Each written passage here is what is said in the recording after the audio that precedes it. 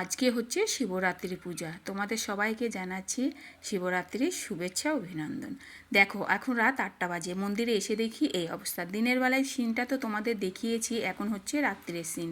এই দেখো এতটাই ভিড়, তার উপরে দেখো ভারী জিনিস নিয়ে দাঁড়িয়ে থাকা যাচ্ছে না বেশিক্ষণ, কারোর হাতে দিয়ে দিচ্ছে বা কেউ পাশে গিয়ে বসে আছে জিনিসপত্রগুলো নিয়ে আর লাইনে রেখে দিয়েছে।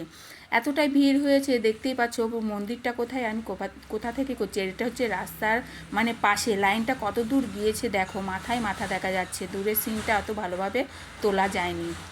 মন্দিরে চলে এসেছি, আমার জীবনে নাই প্রথমবার এতটাই ভিড় হয়েছে, কিন্তু দেখে খুব খুশি লাগতো। আমরা যখন করতাম না তখন, মানে ছোটো ছিলাম আর কি, যখন করতাম তখন মানে এতটা ভিড় থাকতো না, ভালো লাগতো না, বেশ খুব মজা লাগছিল। তারপরে এগিয়ে যাচ্ছি ততই দেখছি ভিড়, খুব ভালো লাগছিল।